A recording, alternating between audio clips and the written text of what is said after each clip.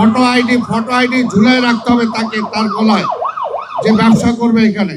যে কোনো ব্যবসা যদি আপনি করেন, ঢাকা সিটি কর্পোরেশন অনুমতি লাগবে। এটা শপথ দেন, দেখেন রাজপথ অপরিষ্কার হয় কিনা। হবে না। মুখমণ্ডলটা সবাই পরিষ্কার রাখার চেষ্টা করে, সবাই সুন্দর রাখার চেষ্টা করে। বাংলাদেশের রাজধানী ঢাকা, ঢাকা আমার মুখমণ্ডল, যদি এটাকে আমি পরিষ্কার পরিচ্ছন্ন না রাখতে পারি তা আমার নিজের কাছেও তো খারাপ লাগবে। এই বিষয়টা আমি সবার সহযোগিতা চাই। কোনোভাবেই সিটি কর্পোরেশনের একার পক্ষে বা পুলিশের একার পক্ষে আজকে এই দায়িত্ব পালন করা সম্ভব না। আমি জানি যে সাংবাদিকরা আপনারাই আমাদেরকেই ধরেন, কিন্তু আমরা বলবো যে আপনারা যারা এই দায়িত্ব পালনে অনীহা প্রকাশ করছে, দায়িত্ব পালন করছে না, আজকে প্রত্যেকটা নাগরিকের দায়িত্ব আজকে এই দায়িত্বটা পালন করা।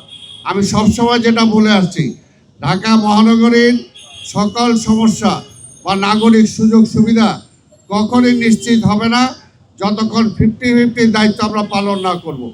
জনগণ 50% দায়িত্ব পালন করতে হবে, সিটি কর্পোরেশন 50% দায়িত্ব পালন করবে, তাহলে 100% হবে।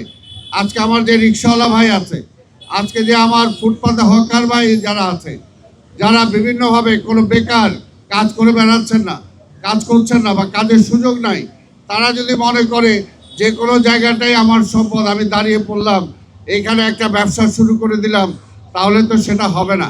তো সেই কারণে আপনাদের মাধ্যমে যেটা আমরা চাই, এটা একটা নিয়ন্ত্রণের মধ্যে আমরা আনতে চাই।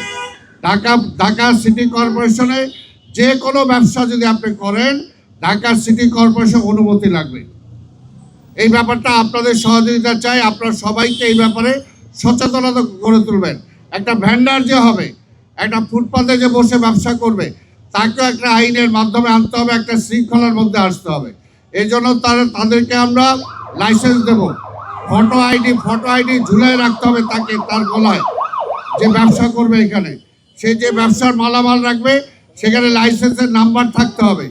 এছাড়া কিন্তু আমরা এটা একটা সময় নিচ্ছি, 1 মাস সময় নেব, 1 সপ্তাহের মধ্যে এগুলো জরিপ করতেছে পুলিশ, কারা ঢাকা শহরে ব্যবসা করতে পারবে, কারা করবে না, আমরা তাদেরকে চিহ্নিত করতে চাই এবং এই ব্যাপারে আমরা একটা শৃঙ্খলা আনতে চাই।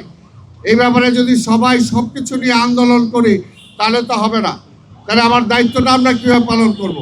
কাজে নাগরিক দায়িত্বটা সবার।